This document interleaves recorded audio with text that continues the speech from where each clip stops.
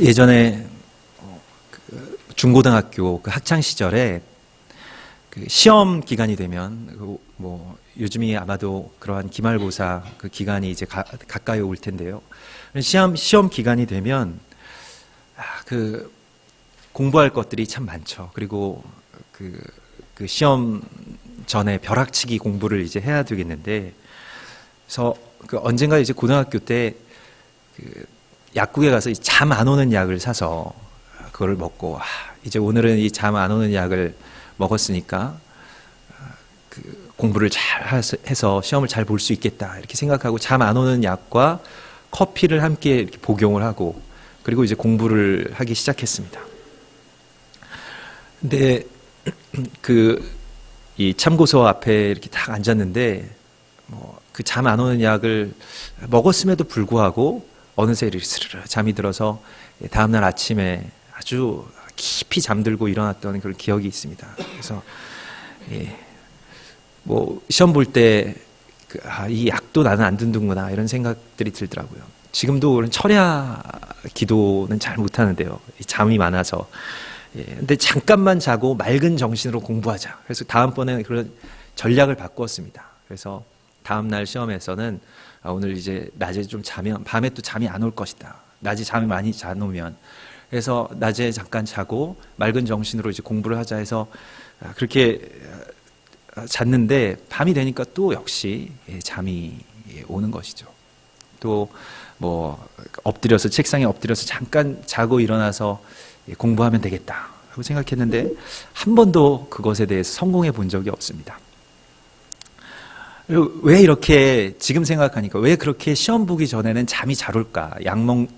잠 안 오는 약도 통하지 않고 커피도 안 통하고 왜 이렇게 잠이 잘 올까 생각해 보니까, 이 인간이라는 그 창조물이 외면하고 싶은 일 앞에서는 그 일종의 어떤 자기 방어가 일어나는 것 같습니다. 마치 내가 급박한 상황, 또 해야 될 일들, 그러나 너무 큰 부담감 앞에 서게 되면 마치 우리 전기 차단기, 이 두꺼비집이 내려가는 것처럼 그냥 차단기가 내려가는 것이죠. 그래서 바로 자라. 그렇게 고생하면서 그렇게 하다가 병든다. 이런 어떤 몸의 그러한 작용인 것 같습니다. 오히려 아주 급박하고 해야 되는 일이 있고 또 정말로 마지막 때가 가까우면 가까울수록 사람들은 잠에 빠지기가 쉽다는 것입니다. 오늘날의 모든 사람들이 정말 종말이 가까움을 볼수록 더욱더 깊은 잠에 빠져드는 것과 같은 이치를 성경에서 또 우리의 삶 가운데서 보게 됩니다. 오늘 주님께서는 우리에게 깨어 있으라고 말씀하십니다. 깨어 있는다는 것이 무엇이겠습니까? 종말의 그날, 또 주님이 다시 오실 그날에 너희가 깨어 있는 자라고 말씀하십니다. 깨어 있는다는 것은 어떤 것일까요?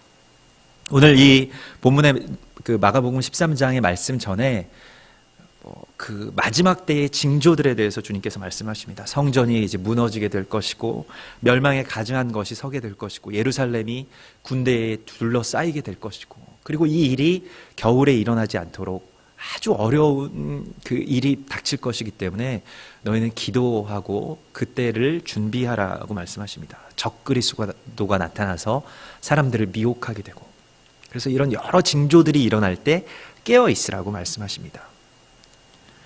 오늘날에도 그러한 종말론들이 거의 매년 이런 종말론들을 우리가 듣게 되는 것 같은데요. 예전에 1999년 종말론이 있었죠. 그때 아무 일도 일어나지 않았고,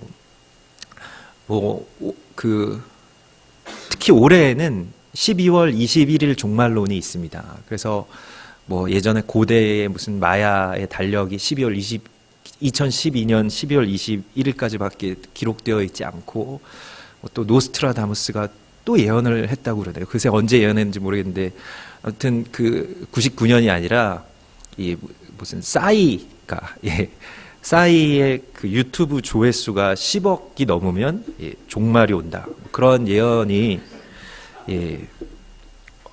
정말 신빙성 있게 지금 인터넷에서는 뜨겁게 달구어지고 있습니다. 그래서 그런 것들이 이제 우리는 웃고 넘길 수가 있지만은, 그러나 특히 뭐 러시아나 중국과 같은 나라에서는 이게 굉장히 지금 심각해서 사람들이 뭐 양초와 생수를 사 모으고 생필품들을 사가지고 뭐 어디 뭐 아주 오래된 와인 저장고 같은데 그 굴 속에 들어가서 지금 올해를 넘겨야 된다라고 생활하는 사람들이 많이 있고, 실제로 러시아 정부가 그래서 양초나 이 생수 사재기를 하지 말 것을 국민들에게 권고하고 있는 그러한 상황입니다. 굉장히 어떤 나라에서는 굉장히 심각하게 이것을 받아들이고 있고, 뭐 싸이의 출현도 그런 어떤 가증한 것의 한 시작으로 지금 받아들이고 있는 그러한 시점입니다. 그런데 오늘 주님께서는 우리에게 깨어 있으라고 말씀하시는데, 깨어 있는다는 것이 어떻게 깨어 있을 수 있을까요? 말하자면 우리가 종말이라는 것이 그 종말론자들이 믿는 그대로 한 5일 정도, 지금 오늘로부터 5일, 12월 21일까지 5일 정도만 남아 있다면 우리 뭘 해야 되겠습니까? 어떻게 하는 것이 깨어 있는 것일까요? 잠을 안 자고 깨어 있으면 그 종말에 대해서 깨어 있는 것일까요? 아니면 그 날을 믿고 그 날이 바로 종말이 우리 가운데 닥칠 것이라는 것에 대한 생각 가운데 들어가야 종말을 맞이하는 것일까요? 뭐 흰 옷을 입고 성전에서 예전처럼 합숙을 해야 될까요? 아니면 정말 동굴 속에 들어가야 될지, 종말의 심판이 지나가기까지 이것을 견뎌야 되는 것이라면 이 종말에 대하여서 깨어 있는다는 것에 대한 아주 큰 오해를 우리가 하고 있는 것입니다. 뭐 어떤 사람들은 어차피 그러면 이 세상이 끝날 것이니까 즐기다가 가자, 뭐 그렇게 생각하면서 즐기면서 마지막을 맞이하고 싶은 사람들도 있을 것입니다. 만약 정말로 여러분 흔한 질문처럼 마야인들과 노스트라다무스의 예언이 정말 맞아서 앞으로 5일밖에 남지 않았다면 뭘 하시겠습니까? 흔한 질문을 한번 스스로에게 해보시길 바랍니다. 뭘 할 수 있을까요? 사실은 오히려 그런 질문이 더 적절할 것입니다. 만약 지구의 종말이 얼마 남지 않았다면 우리가 뭘 할 수 있을까요? 내가 뭘 할 수 있는지를 아는 사람이 오늘 성경에서는 깨어있는 사람이라고 말씀하고 있습니다. 사실 어떻게 보면 지구가 멸망한다는데, 지금 종말의 때가 가까이 왔다고 하는데 내가 뭘 할 수 있는 게 뭐가 있겠습니까? 그 종말을 내가 혼자의 힘으로 막아서야 되겠습니까? 아니면 그것이 어떤 우주의 거대한 뜻이라면, 우리 하나님의 거대한 뜻이라면 그것을 내가 막을 수도 없고, 또 그것에 대해서 깨어 있는다고 하는 것이 고작 뭐 생수 꾸러미를 사서 동굴로 들어가는 것이라면 예수님께서 오늘 그 말씀을 우리 가운데 하실 이유가 전혀 없습니다. 단순히 그 날을 알고, 그 날이 언제인지를 알고 그 날을 너희는 모면하라고 말씀하시는 것이라면 오늘 이 성경에서 예수님께서 하시는 말씀에 대한 아주 깊은 오해를 하고 있는 것입니다. 예수님은 오늘 이 종말에 대한 두려움을 가지라고 우리 가운데 말씀하시는 것이 아닙니다. 제가 기억을 해보니까요, 이 깨어있는다는 것에 대해서 기억해 보니까요, 그 시험 공부, 이 기말고사의 시험 공부에서는 한 번도 그 깨어있는 것에 성공해 본 적이 없었던 제가 항상 밤 늦은 시간까지 깨어 있었던 적이 기억이 나더라고요. 그 날이 언제냐면 그 주말의 명화 시간이었습니다. 대부분 주말의 명화에 무슨 황야의 무법자, 서부 영화나 아니면 뭐 아주 재밌는 영화를 한다는 예고를 알고 있으면 그 시간에 도저히 제가 원래 깨어 있을 수 없는 시간인데 그날에 아주 신비하게 저의 눈이 아주 초롱초롱하게 깨어지고 거의 실패한 적이 없습니다. 그런 기억이 나지 않죠. 예. 여러분, 깨어 있으라는 것은 다른 말로는 그 날을 기대하라는 것입니다. 그 시간을 기대하는 자만이 깨어 있을 수 있는 자인 것입니다. 두려워하면 잠에 들게 됩니다. 시험은 두렵잖아요. 이거 못 보면 어떡하나, 내가 공부를 안 했는데. 이게 두렵잖아요.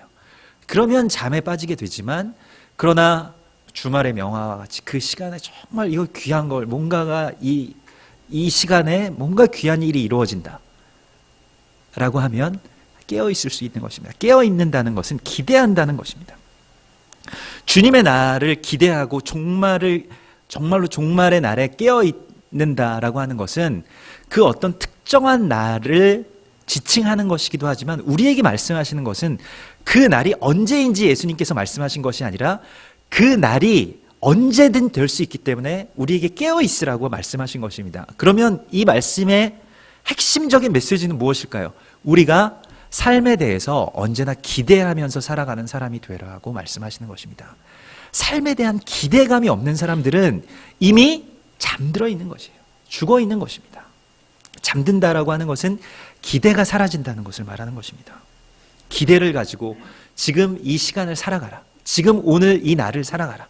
이것이 오늘 예수님께서 종말의 때를 살아가라고 하시는 말씀이고 메시지인 것입니다.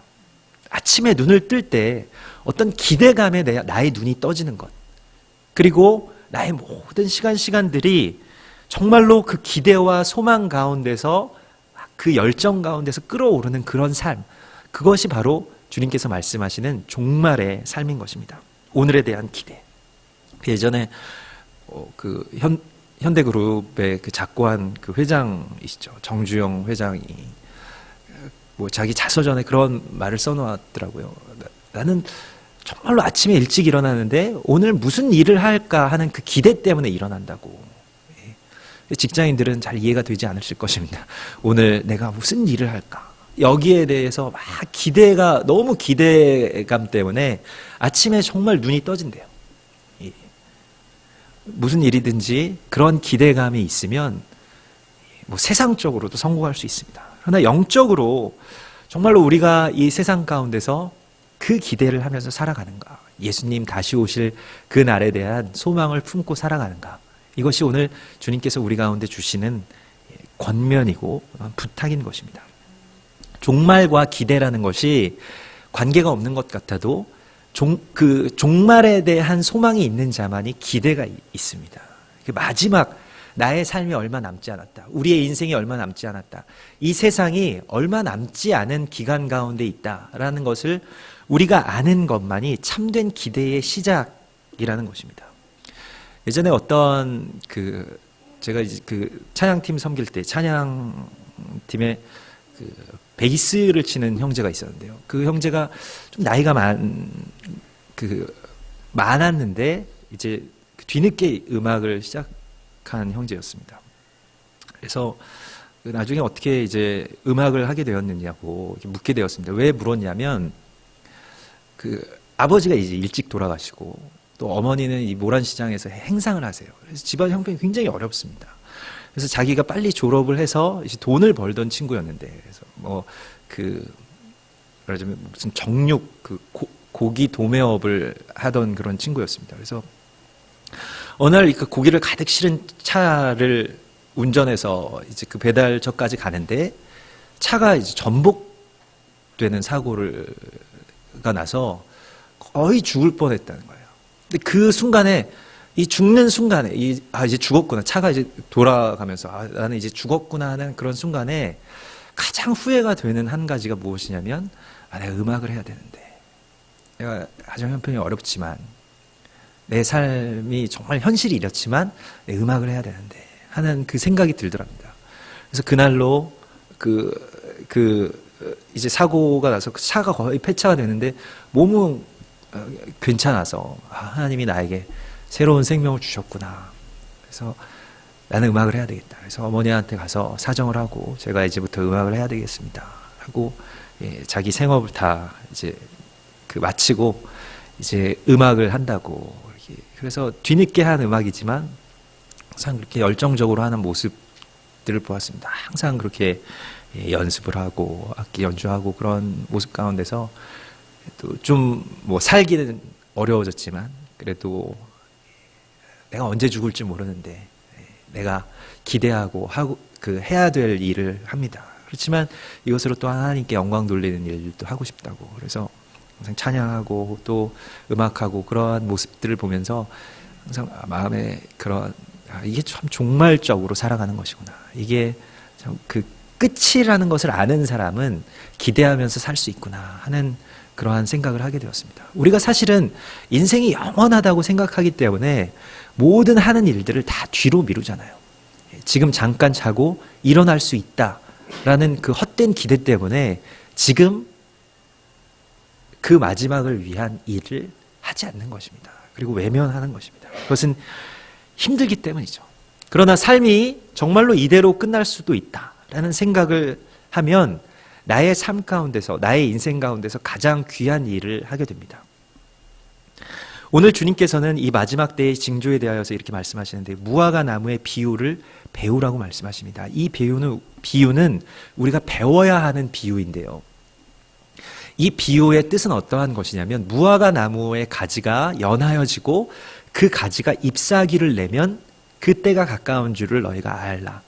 이 세대가 지나가기 전에 반드시 그날이 올 것이라고 주님께서 말씀하십니다. 무화과 나무라는 것은 성경에서는 전통적으로 이스라엘이라고 하는 나라에 대한 비유로 쓰입니다. 이 무화과 나무 하면 그냥 지금의 이스라엘이라는 국가, 그러한 나라, 하나님의 택하신 그 장자의 나라라는 것을 우리가 알면 됩니다. 그런데 무화과 나무의 가지가 연하여지고 잎사귀가 난다는 것은 어떠한 것일까요? 그들이 이제까지는 마음이 강팍하여져서, 또한 영적으로 아주 돌같이 단단하여서 잎사귀를 내지 못하고 있는 것입니다. 이건 열매도 아니고 잎사귀인데 아주 작은 순이 돋아날 때라고 말하는데요. 이것은 무슨 말씀이냐면, 예수 그리스도께서 메시아임을 그들이 받아들이는 그때를 말하는 것입니다. 마음이 부드러워진다. 그 가지가 부드러워진다라고 하는 것은 이 메시아닉 유대인들이 출현하는 시기를 말하는 것입니다. 잎사귀가 나는 시기, 바로 오늘날의 시기이죠. 그래서 예루살렘이라고 하는 지금의 예루살렘, 성경에서 나오는 그 예루살렘이 다시 유대인들에 의해서 회복되고, 지금 다 회복된 것은 아닙니다. 예루살렘의 그 한 절반 이상의 지역은 아직도 이슬람 지역이죠. 거기에는 모스크가 세워져 있고, 실제로 예루살렘의 그 성전터에 이슬람 사원이 세워져 있습니다. 유대인들이 건드릴 수가 없어요. 왜냐하면 너무 아주 강한 모슬림 지역이고, 또한 그 이슬람의 성지 가운데 한 곳이기 때문에 그렇습니다. 그런데 그 예루살렘의 그 수도가 이제 회복이 되고, 이스라엘 사람들이 다시, 유대인들이 그 예루살렘으로 들어간 시기가 바로 1967년, 68년 그 시기입니다. 그때 이제 예루살렘이 다시 회복이 되었는데, 시리아로부터 그것을 전쟁을 통하여서 그걸 찾게 되었는데, 그 시기부터 공교롭게도 예수 믿는 유대인들이 생겨나게 됩니다. 그 이전에는 예수 믿는 유대인들의 역사가 없어요. 그것은 다 영적인 어떤 연결들이 있는데, 예수 믿는 유대인들이 생겨난다는 것이 무화과 나무 가지에서 나오는 잎사귀인 것을 성경은 증거하고 있습니다. 그래서 이 세대가 지나가기 전에 이 일이 이루어지리라고 말씀하신 것은, 예수님께서 지금 제자들에게 말씀하신 그 시기, 그 세대이기도 하지만, 그 세대에도 분명히 종말에 대한 예표적인 사건이 있었습니다. 로마에 의해서 그 세대의 유대인들이 다 예루살렘에서 떠나야 되는 그러한 시대가 왔었습니다. 그러한 사건들이 일어났습니다. 이 종말이라고 하는 것은 이 무화과 나무의 가지가 올해 또한 잎사귀를 내고 열매를 내고 그 열매가 떨어지는 것과 같이, 그것이 어떠한 시기 가운데 한 번씩 또 되풀이 되기도 합니다. 그 이전에는, 예수님 오시기 전에, 오늘 우리 한우카의 기간인데요, 그 안티오쿠스 에피파네스에 의해서 예루살렘이 또 파괴된 적이 있었죠. 예루살렘이 파괴되고 회복되고 파괴되고 회복되는 그 역사 가운데서 종말에 대한 그 원이 계속 커지게 되는 것입니다. 이번에도 그러한 이 세대 가운데 반드시 그러한 일들이 일어날 것이라고 주님께서 말씀하십니다. 근데 이 일이 이제 지식적으로 이 일을 아는 것이 중요한 것이 아니라, 우리가 이제 기도하면서 그 이스라엘에 대한 회복, 또 메시아닉 사역이라는 것에 대해서 열리고, 또한 그렇게 그 이전에 정말 기도하면서 열린 분들과, 또한 정말 예루살렘에서 사역하시는 분들과 실제로 만나게 될 때 가장 큰 기쁨은 무엇인가 하면, 실제로 이 사람들이, 정말 예수 믿는 사람들이 마지막 날을 준비하면서 사는 사람들이 있구나, 정말로 그 날에 대해서 소망하고 기다리면서 기대하는 사람들이 있구나 하는 그 마음입니다.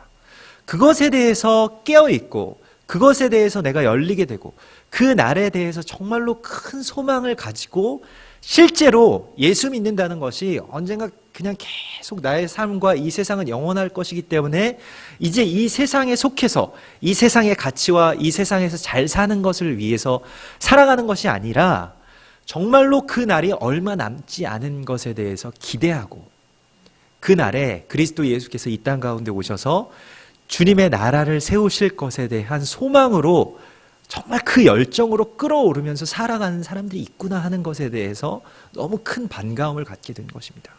종말적인 삶이라고 하는 것은 이 세상 가운데서 나의 가치, 또 세상의 가치에 매몰되어서 거기에 매여서 노예가 되어서 살아가는 것이 아니라 어느 날에 정말로 주님께서 이 세상 가운데 정말 오시고 실제로 오시고 그리고 그 날에 하나님의 나라가 이 땅 가운데 이루어진다라는 것을 실제로 믿고 그리고 내가 오늘날 그것을 실제로 하는 것입니다. 실제로 그 삶을 살아나가는 것을 의미하는 것입니다. 그래서 오늘 여기서 깨어있으라는 말씀은 다른 번역본으로 보면 깨어서 기도하라는 번역으로도 번역할 수 있습니다. 너희가 깨어서 기도하라고 말씀하시는데요. 성경에서 약속하시는 그 세상의 끝이라고 하는 것은 모든 세상의 파괴가 아니라 하나님의 나라의 시작이기 때문에 우리는 깨어서 기도해야 하는 것입니다. 우리는 지금 이 날을 기다리는 것입니다.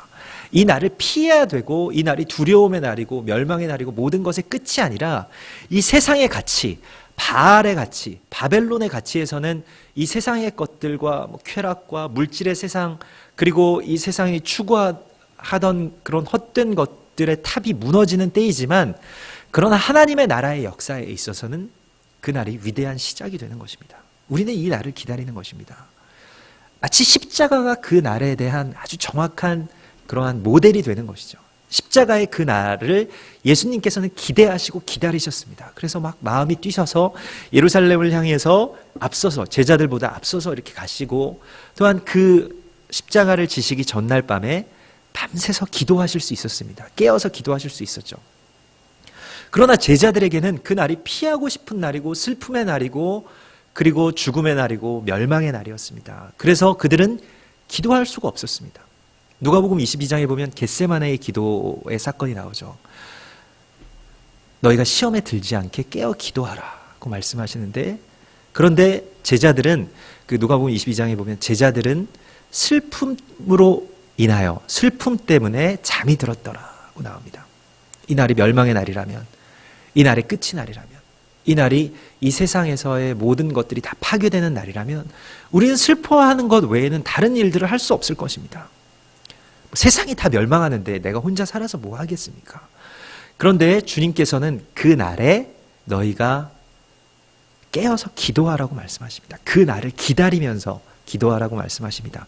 기도하는 사람만이 기대할 수 있는 것입니다. 또한 기대하는 사람만이 기도할 수 있는 것입니다. 기도라는 것은 세상에서 내가 부족한 것들이 이게 부족하기 때문에 주님 나에게 주십시오 라고 하는 것을 넘어서서 하나님의 마음이 나에게 부어지는 것입니다. 하나님의 기대가 내게 부어지는 것입니다. 이것이 기도입니다. 그래서 우리가 기도를 하다 보면 그리고 그 기도 가운데 들어가다 보면 하나님이 그 날에 대해서 그 나라와 그 의 그리고 그것이 이루어지는 그 시간을 위해서 나에게 부어주시는 마음이 있습니다.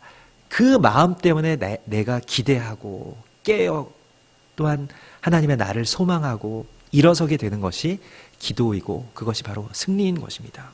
우리는 기도해야만 기대할 수 있는 것입니다. 우리에게 그 날에 대한 마음을 주님께서 부어주시기를 원하기 때문에 너희는 깨어서 기도하라고 말씀하십니다. 하루하루의 삶이 그 날의 만남, 정말로 예수님 앞에 내가 서면 그때 나는 어떤 말을 할 수 있을까? 주님은 나에게 어떤 말씀을 하실까? 주님이 이 땅 가운데 오셔서 주님의 나라를 세워나가시면 지금 뭐 우리나라 무슨 대통령이 바뀌는 것보다 더 큰 기대감을 우리가 가질 수 있지 않겠습니까? 뭔가 더 큰 소망. 정말로 한 나라의 대통령이 바뀌어도 뭔가 새로운 시대, 새로운 역사가 쓰여진다라고 이야기하는데 우리가 정말로 이 땅 가운데서 이 세상의 모든 통치자들보다 더 크신 참 왕이신 예수 그리스도가 이 땅 가운데 오신다면 얼마나 큰 변화가 일어날까? 얼마나 큰 역사가 일어날까? 정말로 이 세상의 가치들이 다 파괴되고 하나님 나라의 가치가 세워지게 되면 얼마나 기쁜 일들이 일어날까 하는 그런 소망 가운데 우리가 들어갈 수 있는 것입니다. 그래서 우리는 그날을 기대하고 그리고 그 날에 대해서 슬퍼하지 않고 기뻐하고 그 날이 되면 정말 내가 얼마나 좋을까 하는 그 기쁨을 우리가 한번 예상하면서 그렇게 영광의 그 날을 달라고 주님께 기도해야 할 것입니다. 그리고 또한 주님께서는 마지막 때가 가까우면 종말을 기다리는 사람들, 깨어있는 사람들에 대해서 이렇게 말씀하시는데 그 날을 기다리고 깨어있는 사람들은 하나님의 때, 하나님이 예수 그리스도께서 다시 오시는 그 때에 깨어있는 종이 된다라고 하는 것은 무엇이냐면 주님의 양식을 맡아서 나눠주고 있는 사람들이 된다라는 것이고, 그것은 어떤 말씀이냐면 누가복음 12장에서 그 날에 주인이 그 집 종들의 그 집으로 다시 돌아왔을 때 그 종이 주님의 양들에게 이 양식을 나누어 주는 사람인 것을 보게 되면 너희에게 복이 있다라고 말씀하십니다. 깨어 있는다는 것에 대해서 어떻게 말씀하시냐면 주님의 말씀과 주님의 사랑과 주님의 양식, 그 물질들을 이 세상에 소외되고 또 복음에 소외되고 말씀에 소외되고 또한 이 세상의 물질과 그런 풍요 가운데 소외된 자들에게 맡아서 나눠주고 있는 사람들이 되면 그것이 너희가 깨어있는 것이라고 말씀하십니다. 이것이 바로 사랑입니다. 우리가 맡은 사랑입니다. 오늘 이 종말의 때에 주님께서 말씀하시는 것은 너희가 종말의 그 권한을 맡은 사람이라고 말씀하십니다. 여기 오늘 본문 가운데서 주님께서 한 가지 비유를 더 말씀하시는데요. 무화과 나무의 비유와 또한 주인과 종의 비유입니다. 주인이 그 집을 떠나갈 때 그 모든 권한을 누구에게 맡기냐면 그 청지기에게 맡깁니다. 이 청지기가 그 권한을 다 맡아서 주님이 다시 오시는 그날에 때를 따라 그 양식을, 그 시기에 따라서 양식을 사람들에게 나누어 주고 있으면 너희가 깨어있는 것이다. 그 사람에게 복이 있다라고 말씀하시는 것이에요. 베드로전서 4장에서는 주님께서 우리 가운데 이렇게 말씀하십니다. 만물의 마지막이 가까워 왔으니 그러므로 너희는 정신을 차리고 근신하여 기도하라. 무엇보다도 뜨겁게 서로 사랑할지니 사랑은 허다한 죄를 덮느니라. 여러분, 마지막 때에 허다한 죄를 덮는 것은 사람들에게 이제 12월 며칠 날 멸망하기 때문에 당신들이 회개해야 됩니다 라는 것이 아니라 죄인들을 사랑하시되 끝까지 사랑하셨던 예수 그리스도의 마음 그대로 우리가 사람들을 사랑하는 것입니다. 그들을 위해서 중보하는 것입니다. 또한 소외되고 어려운 자들에게 주님의 사랑을 나누어 주는 것입니다. 그것이 마지막 때에 깨어있는 것, 사랑하는 자로 깨어있는 것에 대한 주님의 말씀이고 약속입니다. 주님께서는 이 말씀을 오늘 이 말은 너희에게만 말하는 것이 아니라 깨어있으라. 이 말은 모든 사람에게 하는 말이니라고 말씀하십니다. 우리에게 이 연말 이제 얼마 남지 않고 2012년이 얼마 남지 않은 이 시기에 올해의 마지막 모든 것이 다 마지막이라는 그런 타이틀이 붙는 그런 이 시기에 만물의 마지막도 또 이 역사도 얼마 남지 않았음을 우리 가운데 주님께서 말씀하시고 그것은 하나님의 시작, 예수님의 시작이 얼마 남지 않았음에 대한 기대를 품으라고 우리 가운데 말씀하십니다. 이 만물의 마지막이 가까움을 볼수록 우리가 더욱 기도하고 기뻐하고 기대하고 더욱 사랑하는 깨어있는 주님의 종들이 되시기를 주의 이름으로 축원합니다. 같이 기도하시겠습니다.